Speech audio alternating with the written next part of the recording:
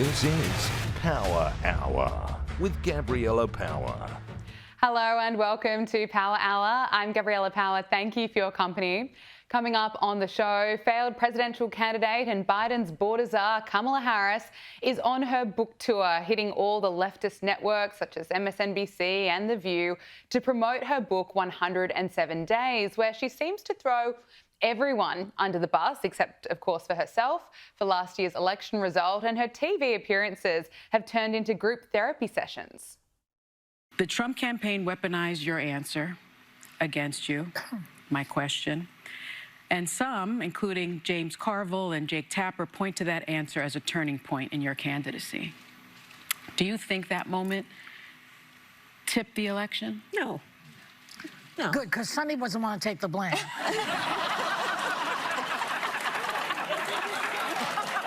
There's kind of a confessional happening here. No. No. Solve you? Exactly. Also, US President Donald Trump unleashes at the UN General Assembly, blasting climate alarmism and calling the race to renewables a con job. But that wasn't his only criticism. I don't mind making this speech without a teleprompter because the teleprompter is not working. I feel very happy to be up here with you nevertheless, and that way you speak more from the heart. I can only say that whoever's operating this teleprompter is in big trouble. Plus, we'll cross to London for the latest on the royal family. Joining us now is James Billow, newsroom editor at Unheard. James, great to see you again. Kamala Harris is on a media blitz, and it's of course not going down very well with the Democrats, who are frustrated that this new book is essentially picking fights and causing more division at probably the worst possible time. And in her book, 107 Days, she suggests that Biden shouldn't really have run for re-election, obviously. But she also said that Pete Buttigieg would have been an ideal running mate if he was a straight white man. So Kamala Harris was asked about this on MSNBC, and you tell me if what she says makes sense.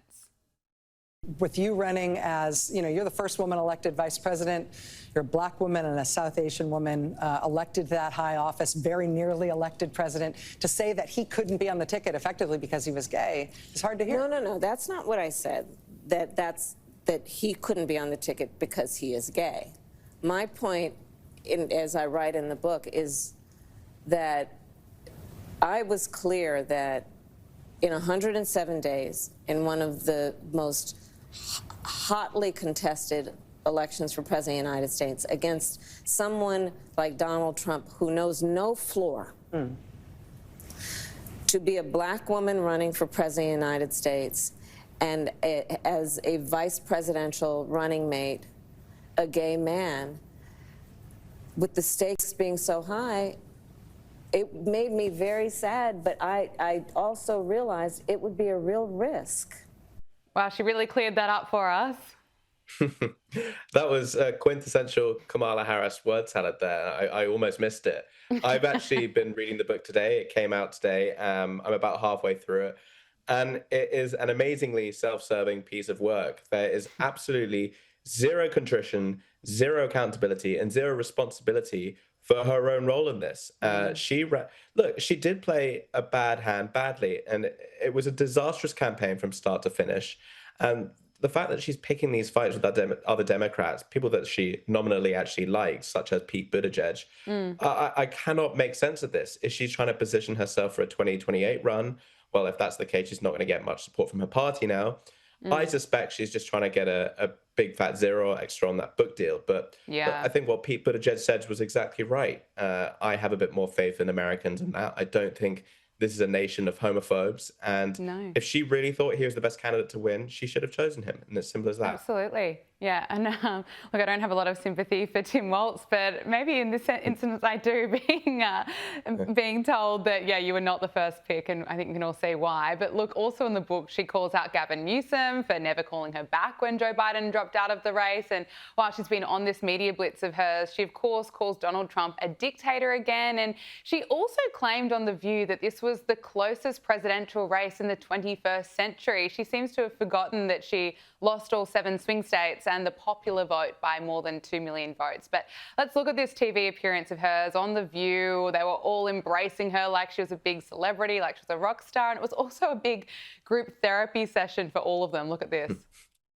I grieved in a way that I have not since my mother died. Wow.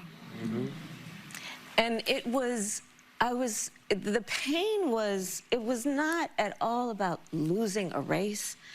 I knew what it was going to mean for the country. I was going to say for the family. And that's how I felt, for the country. We all agree. I knew what it was going to mean. Yeah. But I knew. Yeah. And all I could say over and over again is, my God, my God, my God. Oh. It was very difficult. I mean, I know many people experienced it in different ways. I'm sorry, and it just goes on, and she keeps going. It's so cringe, James. I mean, it's almost quite mesmerizing just how absorbed she is in her own emotions. And once again, zero introspection into her role in this. If you did feel so bad about the consequence of this election, maybe you should have considered that there should have been some kind of open primary or contest before you were nominated or sort of crown anointed to become the Joe Biden's replacement. These softball interviews that we've been seeing on MSNBC, The View, obviously they've been very carefully calibrated and selected so Kamala Harris can be seen in the best possible light. But I really think this is not reflecting well on her at all. No. And what I've seen from these interviews is actually a woman who's losing faith in her own work. A lot of the stuff she says in her book is extremely strident. And you can see there's a lot of backpedaling going on at the moment.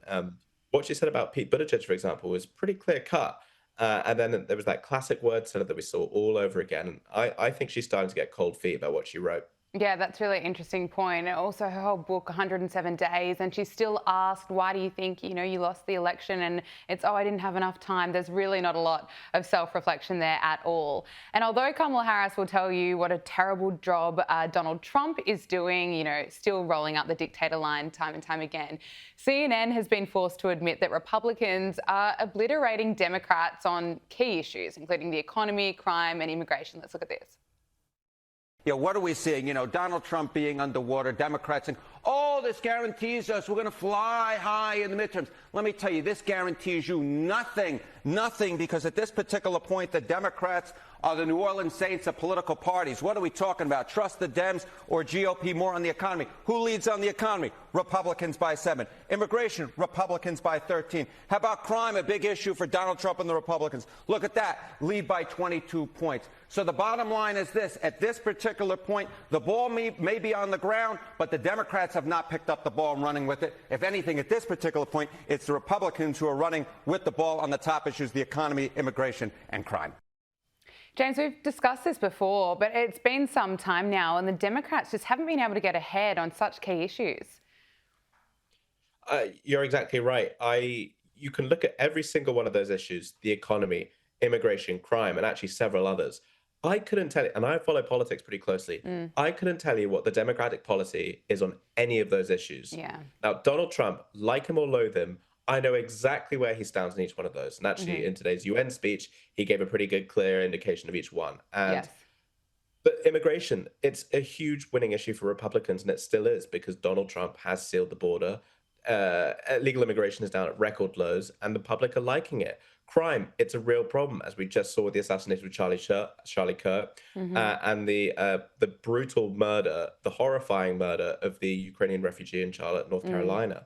So when people hear about what's going on in these blue cities, we know what the Trumpian policy is going to be, but what is the Democratic answer? And we still just don't know that. And this is a problem that's just rippling throughout the party, and there is still no sense of leadership, no sense of direction, and no one knows what it's doing at the moment. And it's interesting looking at young voters. A report from Decision Desk HQ released this week that Gen Z voters, they appear to be charting a different political course than millennials, and noted that multiple indicators suggest, or point to rather, a substantial Republican gain among Gen Z voters. So look, when you're looking at this group, I think it's fair to say, particularly among men, that there are plenty of young moderate Democrats actually have moved over to the Republican Party, and I would say That's partly due to movements created by, I should say, the late and brilliant Charlie Kirk, that what he created with his movement, speaking at college campuses.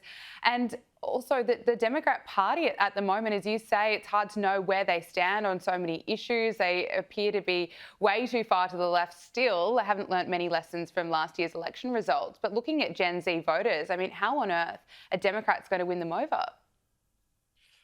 This is an extraordinary poll, I have to say. Usually the consensus or the prevailing wisdom is that people tend to start left, and they get mugged by reality and go right. And this is a complete reversal of that trend. What's also interesting is that these Gen Zers appear to be more right-wing than their millennial forebears, which is, again, another interesting feature of this.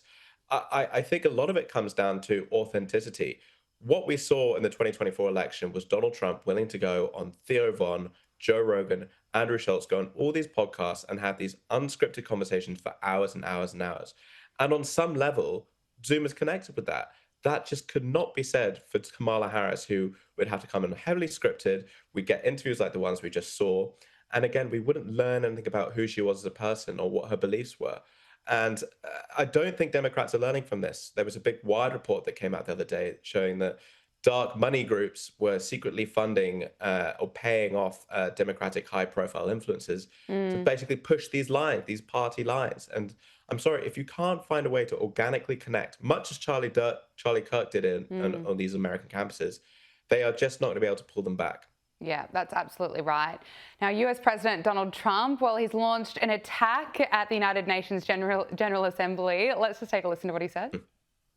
I don't mind making this speech without a teleprompter because the teleprompter is not working.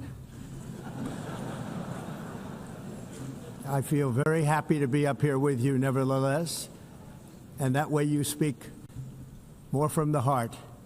I can only say that whoever's operating this teleprompter is in big trouble. Well, James, your point about authenticity, you know that is what you're getting when you're listening to Donald Trump there off script. But look, on a serious note, looking at his speech there, he called out the climate change alarmism. He called the push for renewables a con job, and he told global leaders that your countries are going to hell. He blasted, of course, not just green energy, but also uncontrolled migration, a huge issue over in Europe. Now, Trump has also been meeting with several global leaders there, including Volodymyr Zelensky, and Donald Trump has now declared that Ukraine can take back all of its lost territory, saying Kyiv is in a position to fight and win all of Ukraine back in its original form.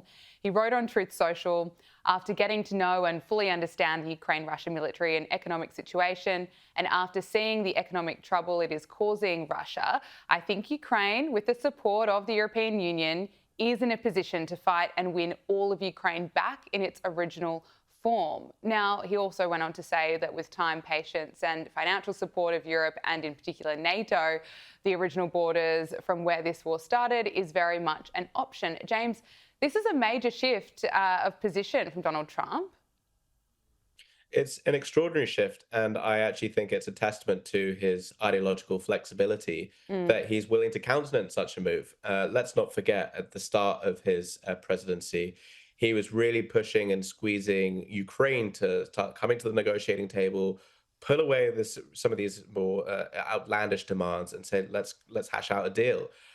As it's transpired over the last few months, it wasn't Ukraine that was the guilty party. It was very much Russia. And what we saw is whenever they did come to the negotiating table, Putin would smile and wave and shake hands and then go away and launch some of the biggest aerial strikes we'd ever seen.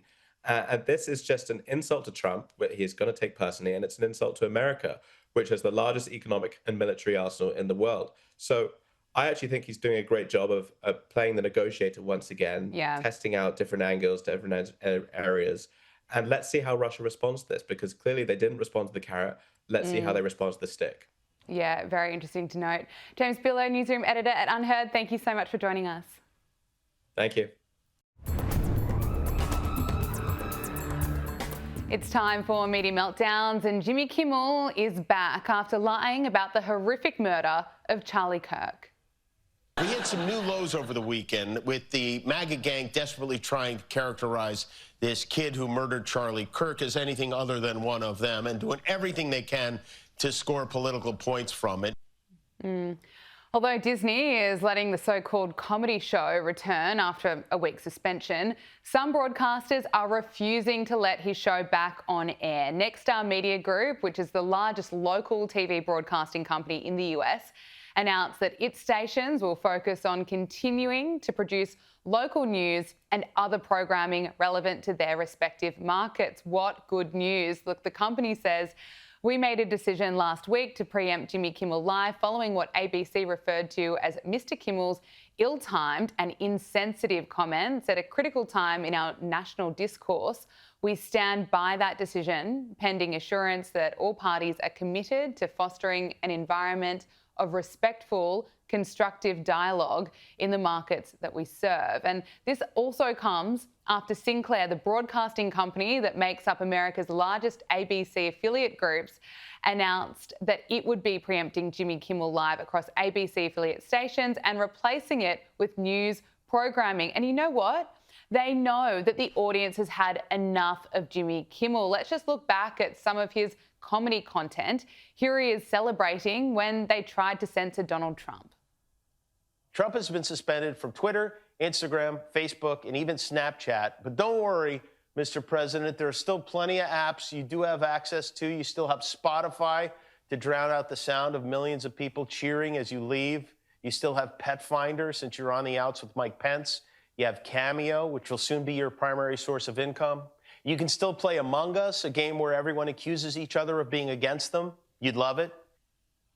Yeah, lefties went into meltdown when Kimmel was suspended for a few days. And of course, all the lefties were freaking out about free speech for the very first time. But this was Jimmy Kimmel's message to anyone who was hesitant about getting the COVID vaccine. Dr. Fauci said that if hospitals get any more overcrowded, they're going to have to make some very tough choices about who gets an ICU bed. That choice doesn't seem so tough to me. Vaccinated person having a heart attack? Yes, come right on in. We'll take care of you. Unvaccinated guy who gobbled horse goo? Rest in peace, Wheezy. Well, that's aged well, hasn't it? And while the majority of Americans were celebrating Donald Trump's landslide election win, Jimmy Kimmel gets up on stage to cry about it. Let's be honest, it was a terrible night last night. It was a terrible night for women, for children, for the hundreds of thousands of hardworking immigrants who make this country go, for healthcare, for our climate, for science. Joining us now is Alex Stein, host of Primetime with Alex Stein. Alex, it's great to see you again, a real comedian. Now, Jimmy Kimmel is back after a week-long hiatus, but he's going to be staying blacked out of dozens of markets after Sinclair Broadcast Group and Nexstar announced that their affiliates will not be airing Jimmy Kimmel Live. This is a pretty major decision. What do you make of it? Well, what he said about Charlie Kirk, it wasn't that it was so egregious. It was just more about when he said it. He said it at the absolute wrong time. And now that Nexstar doesn't want to distribute it and Sinclair, I mean, obviously that is going to affect his show. That's going to affect him with ABC. But I'm actually kind of happy in a weird way to see a corporation listen to, I guess, their fans, whatever's left of them, and bring somebody back, because I never see anybody uncanceled. But examples of people that need to be brought back are like Roseanne. Bring back Roseanne. Yeah. She had a hit show on ABC. If you're going to bring back Jimmy Kimmel, they should bring back Roseanne. So I don't necessarily hate it. I don't like Jimmy. But at the end of the day, his ratings speak for themselves, and they stink. So I don't think he's going to be on the air much longer, regardless of his political views. You're exactly right. They're absolutely plummeting. Now, of course, we've got to talk about what happened over the weekend. Charlie Kirk was honoured at a memorial in Arizona. I mean, it was just so moving to watch, even from here in Sydney, Australia, watching so many speeches, so many moments where they were just giving me chills, especially Erica Kirk forgiving the man who killed Charlie, and watching Donald Trump be such a big source of comfort to Erica Kirk. We also heard from JD Vance. And a lot of people there speaking about this kind of spiritual revival. And I think that's exactly what we are seeing. I mean, it's coming up to nearly 2 weeks since Charlie was assassinated, and we are seeing more and more people feeling called to go to church, to pick up the Bible, and a lot of people having conversations about God and really reflecting about Charlie Kirk, who he was, and of course he wanted to be remembered for his faith. How would you describe the events of the weekend and what we're seeing? Well, just like how special Charlie Kirk is, the event was incredibly special. And, like they say that you can feel the Holy Ghost. Well, let me tell you something. The Holy Ghost was palpable that day. Like we could feel God in that building. And that's what Charlie would have wanted. I mean, his dream was to inevitably and definitely eventually, eventually and do it inevitably, do a turning point event inside of a stadium. It's just sad that it happened under these circumstances. And it was an emotional day. One second I'm smiling, the next second I'm hearing, a beautiful tribute from Tucker Carlson that's making me sad. So it's just, it was the gambit of emotions, but I don't think anybody that I know has ever had a memorial like that. It was something like I've never seen before in my entire life. Now, Turning Point has announced that their campus tour, it's not going to stop, it's going to continue. It's unveiled its list of speakers to continue Charlie Kirk's college speaking tours, of course, and campus events. So they're returning with speakers such as Tucker Carlson, Michael Knowles, Megyn Kelly. Now, Alex, we know, of course, it's never going to be the same without Charlie Kirk, but this movement, it's not going anywhere. It's only going to keep growing. Well, you're exactly right. It is incredible how much support has come out. And obviously, Turning Point was already the biggest organization, but I believe they've doubled in size since Charlie's unfortunate passing.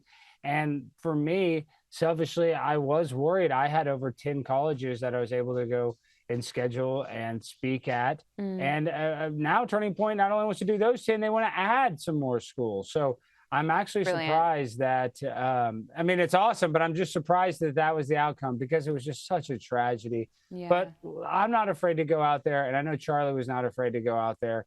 And I can't, be scared at a time like this. So just like all the other incredible speakers like Tucker and Michael Knowles, who just spoke, and Glenn Beck, it's a real honor to get to go and represent Turning Point USA and what Charlie Kirk built. All right, Alex, power to you. We will not be silenced, and I'm so happy to hear that you're going to be out there. I'll be tuning in from over here.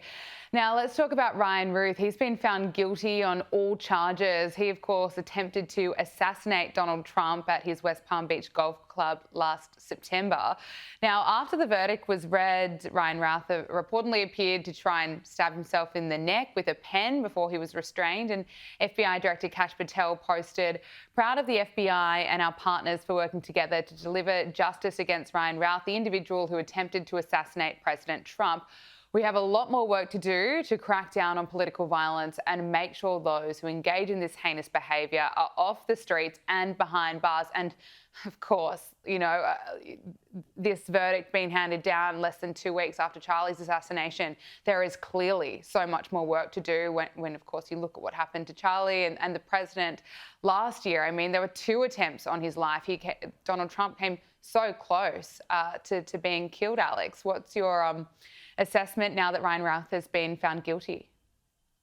Well, I'm happy that he was found guilty. I think that it was obvious that he should have been found guilty. But at the same time, I'm a little kind of skeptical of even having more information about this guy. There's alleged payments from, Ukraine supporting groups and all kinds of conspiracies surrounding him, which I don't know what's true or false, but I just would like to know more information about this guy because we have a radical group on the left that is funded by these NGOs and, allegedly George Soros. Like, where's guys like Ryan Ruth getting paid? Who is motivating him to take such a bold move and try to assassinate the president? Like, I think it's more than a mental health issue, and there's something lying underneath the surface that we really need to identify. And I think Trump's trying to do that by, identifying Antifa as a terror group, but there's more terror groups, there's more clandestine groups that are supporting people like Ryan, and we really need to make that stop here in America. Now, Kamala Harris, I think we've missed talking about her. She's been on a media blitz, I should say, and she claims that she should have thrown Joe Biden under the bus, a lot earlier in a roundabout way. She said that she had a certain responsibility to tell Joe Biden not to run, but engaged in recklessness because she didn't want to be seen as self-serving. Let's just take a listen to Kamala Harris. Whose decision should that have been? How should that decision have been made? So when I write this, it's because I realize that I have and had a certain responsibility that I should have followed through on. Which is, and so when I talk about the recklessness, as much as anything, I'm talking about myself. There was so much, as we know, at stake. And as I write, you know, where my head was at the time is that it would come off as being completely self-serving. If you said to President Biden that you did not think he should run again. Yeah, or even that he should question whether it's a good idea. Alex, to be honest with you, I think I'm a little bit triggered. You know, we've seen so many hours of Kamala Harris doing interviews and doing press conferences, and she's just not making a lot of sense. The long pause, you can see her brain kind of ticking along. And, well, anyway, that was her excuse for not knifing Biden earlier. It's just she didn't want to appear self-serving. Do you buy any of that? Are you kidding me? You think you're triggered? She was literally almost the president of the country that I'm living in. Yes, I'm triggered. I mean, the fact that Joe Biden was a walking corpse for the entirety of his term as president. And then on top of that, when she was on the campaign trail, The View asked her, you know, what would she change about her term as vice president? And she literally didn't have the gusto, the courage, the integrity to even say we should have zigged when we should have zagged, or, you know, we should have done this a different way. Yeah. So she's a spineless coward, and our country is so much better off that she is not president. And she literally could not even run a concession stand at a youth football game. She obviously could not run the United States of America. No. So talk about triggered. Yes, I'm triggered that people like this, DEI candidates, make it to basically the top level of our government, all because the color of their skin or their gender instead of a meritocracy based on their talent. Well, Alex, let's trigger you some more. Kamala Harris has continued her media blitz. Here's a bit more of what she had to say. And right now we are dealing with, as I called him at my speech on the ellipse, a tyrant. We used to compare the strength of our democracy to communist dictators. That's what we're dealing with right now in Donald Trump. And these titans of industry are not speaking up. Alex, she's had so much time to come up with new material. I mean, she's had such a long time, but she's still running with communist dictator. I mean, she would love it. If Trump was a communist dictator, she would be so happy. She would be ecstatic. So she's such a liar and a fraud. I mean, she loves Karl Marx more than anybody on this planet, probably. So trust me, if Donald Trump is actually a communist, she would support him and be a part of his cabinet. Donald Trump's the opposite of a communist, and she is using what is called projection because she's guilty of that. That's her brain can't really form an independent thought, so she can only use projection, accusing her opponent or her nemesis of what she truly is. And she's a communist Marxist. Alex Stein, thank you so much for joining us on Power Hour. Always so much fun to talk to you. Really appreciate it. Talk to you again soon. Thank you for having me. Joining us now from London for all the royal news is Andrew Eborn, barrister, broadcaster and president of Octopus TV. Andrew Eborn, it is wonderful to see you again. Lovely to see you as always, Gabriella. Now, last time we spoke, President Trump was visiting the UK, and we're starting to learn a few more details around that visit, including a nickname that Donald Trump tried to give King Charles. But I understand the King was pretty quick to shut this down. What do we know about this? Well, it is wonderful. They had such a glorious relationship, didn't they? And what happened is President Trump, he was amazed that Windsor Castle is over 900 years old. He said that's really very, very old indeed. And he was saying how much he loved English heritage. And he particularly liked these nicknames about William the Conqueror. And he thought that King Charles would do very well to have a nickname. And so he suggested maybe he could be Charles the Conqueror. But Charles apparently didn't think it was a very good idea and just laughed it off. Now, the visit appears to have gone down pretty well, and now Donald Trump is expected to invite the King to the White House next year to mark the 250th anniversary of the Declaration of Independence. And, of course, if the King can't make it, Prince William is prepared to step up. Is that right? Oh, absolutely. And this is glorious. Again, it's sort of something that Charles hinted at, that he's visited America, but not yet as king. Indeed, Her late Majesty visited a number of times for several different presidents. So it would be a wonderful moment to celebrate that 250th anniversary of the Declaration of Independence, which was signed, you might remember, at Lansdowne House, not a million miles away from me at the moment. So they're going to roll out the red carpet both ways, the pomp, the ceremony. Let's see what President Trump can do to welcome our king. Now, the king is also set to meet the new Pope, Pope Leo, on a visit to the Vatican City next month. These are reports that are coming out at the moment. And of course, Charles and Queen Camilla will spend around 2 days on a state visit to Rome's Vatican City in October. Now, of course, there are still concerns around the king's health, but it seems that he's pretty ready for this trip, Andrew. Oh, he certainly is ready. Papa meets Papa, because apparently Papa is what the royal children call King Charles, so it works well on that sort of basis. Now, he's obviously had 19 months of cancer treatment, so people are worried about him going on these visits. But you might recall, Gabriella, that he was supposed to have a basic visit to the Pope, a state visit to the Pope in April. But that was postponed due to Pope Francis' ill health, and they had a sort of private meeting, Camilla and Charles did, to basically celebrate their 20th anniversary. And just a few days afterwards, on the 21st of April, that the Pope sadly died. They did spend 4 days in Italy, but this time it's going to be a special 2-day state visit to Vatican City. It's scheduled, my sources tell me, for October.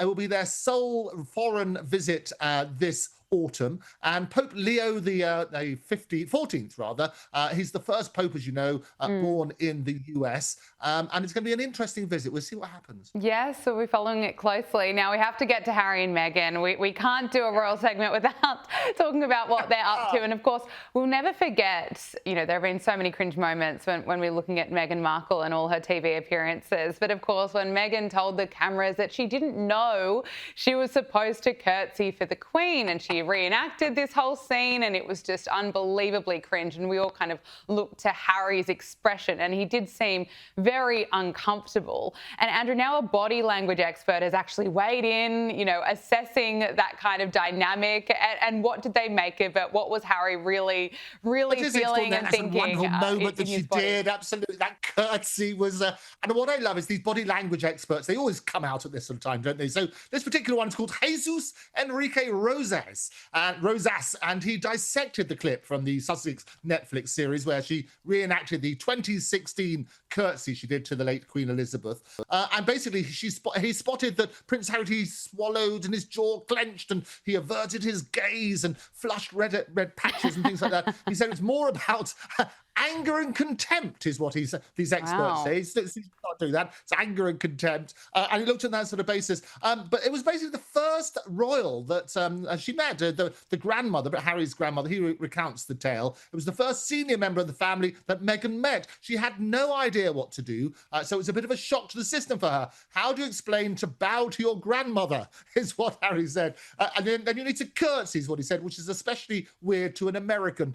So Meghan reflected on this, and she compared it to medieval times, dinner and tournaments, to all the jousting and stuff like that. But yes, it was a cringe-worthy moment. And people said, well, it showed total disrespect to her late Majesty by reenacting it. Yeah, no, it was a bit insufferable. I did not enjoy watching that reenactment at all. Now, Harry and Meghan have also opened up about their childhood experiences visiting Disney. So Prince Harry recalled visiting Disney World in 1993 when he was just 8 years old, alongside his late mother, Princess Diana, and older brother, Prince William. Andrew, what did he say about that time?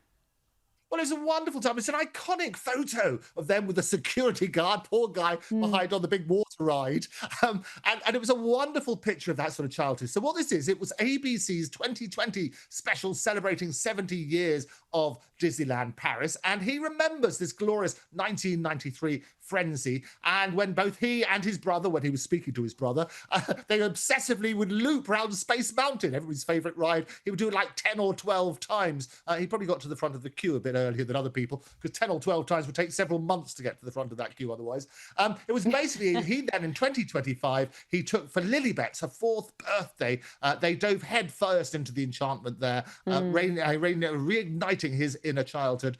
He gushed. I remember losing it as a kid with all the characters like like losing it. To see the kids throw themselves into these experiences when they have no idea what they're walking into, and it was amazing. It brings out the kid in you again.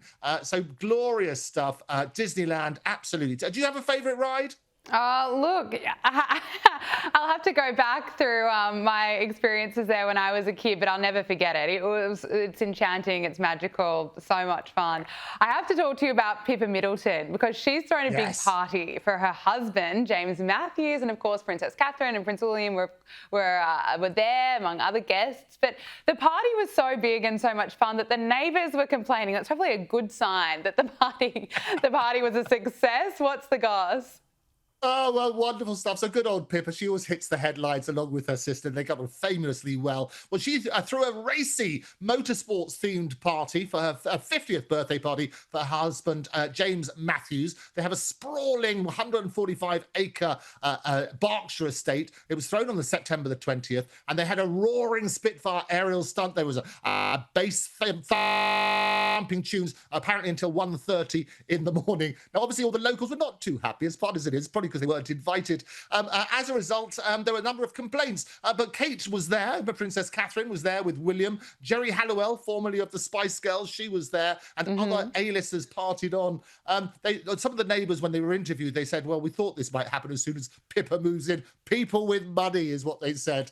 So as soon as that sort of happens, one of those neighbourhood disputes you don't want to talk about, but it's royal revelry gone rogue. Yes, maybe they're upset they didn't get an invitation. But finally, before I let you go, 7 charities have severed ties with Fergie. Now, this is after an email resurfaced in which she described Jeffrey Epstein as her supreme friend and appeared to apologise for criticising him publicly. But 7 charities, Andrew, that's it's not a small number. Well, yes, including the Teenage Cancer Trust, a charity she supported for 35 years. What this is, Gabrielle, it goes back to her admission in 2011 that she accepted money from Epstein to help her settle a personal debt. That she owed about 15 grand, or she owed actually 78 grand, and Epstein gave her 15 grand. She said it was a gigantic error of judgment, and she talked at the time to a paper over here saying, I abhor paedophilia and any sexual abuse of children. I know that it was a gigantic error on my behalf. Apparently, and it's just broken the last few hours, there was a very threatening phone call in a Hannibal Lecter type voice from Epstein, said, we're going to ruin your family, you'll get destroyed. And so she backtracked. And what she did, she wrote this little note saying he was her supreme friend, and she didn't use the P word. And basically, she felt very sorry for having said that. That's now leaked, that email. And I always say that everything you ever say, every person you ever stand next to, that will get out at some stage. So be wary of that. What's happened, however, as a result of that, all the charities that you've mentioned and a few others are basically saying we don't want to be associated anymore. Thank you very much for your hard work, but that association can no longer continue. So sadly, Fergie has been dumped by those charities. There's more and more scandals. She's been hit with scandals. You might remember the toe sucking that happened a number of years ago. There was a £500,000 bribe, apparently, to get access to Prince Andrew, and many, many more different scandals. So Fergie, sadly, is no more, and in terms of that sort of side for those charities. Andrew Eborn, thank you so much for your time. It is always wonderful to speak with you here on Power Hour. We really appreciate it. It's lovely to see you. Look forward to seeing you next time. And that is Power Hour. Thank you for your company. We'll see you tomorrow. Make sure you subscribe to Sky News Australia on YouTube.